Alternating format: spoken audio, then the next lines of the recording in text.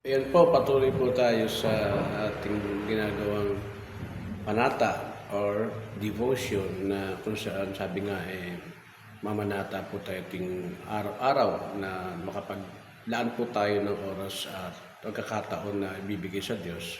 Actually, a moment of truth naman talaga ito na minsan maigsi lang naman ang binibigay natin, hindi naman masyadong kahabaan.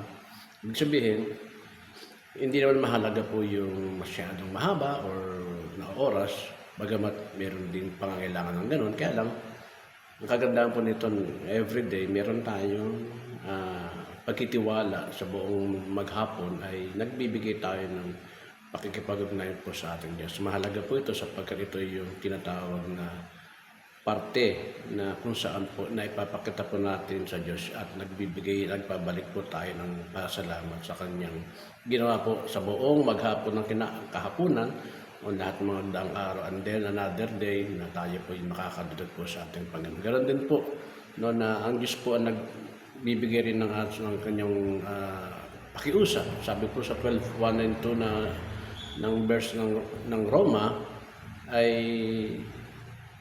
namamanhik po ang aklat ng Roma sa pamamagitan po ni Pablo na ihandog daw po natin ating mga sarili bilang buhay na hain, no? At kaaya-aya at may kabanalan. And then sabi po doon na magbago tayo ng pag-iisip na po.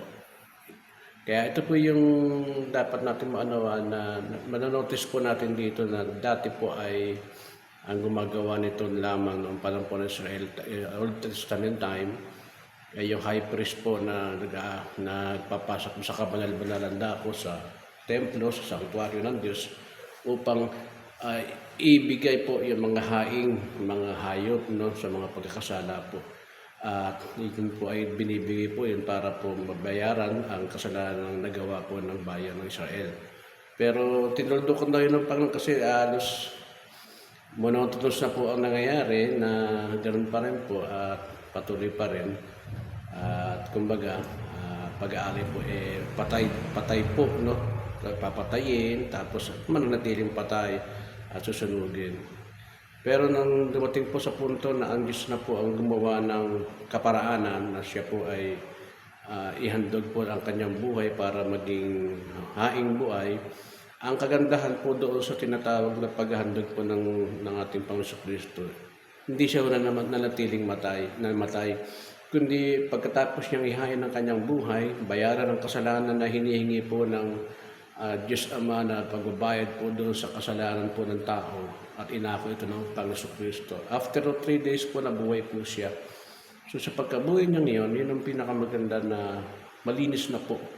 At nagawa na po, nagampanan na po niya yung pagbabayad po. Ibig po sabihin, wala na po, cancel na po lahat. Ibig sabihin, maayos na uli.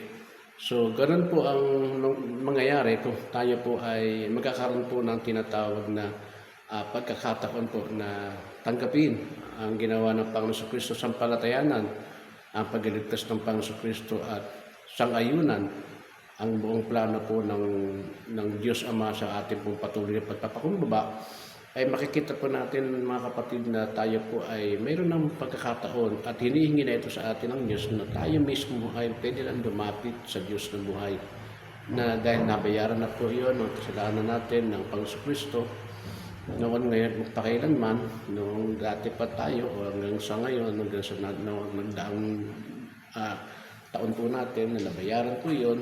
Ibig sabihin, it's time naman na tayo po ay magiging handog na ibig sabihin po ng hain po, ibig sabihin po ng paghandog natin. Tayo po ay living, killing. Ibig sabihin yung buhay na namatay, tapos isang buhay pa rin na meron tayong pagbabago sa buhay, may transformation na po tayo. Kaya naman mas napakabubuti po na tuloy po nating ihain.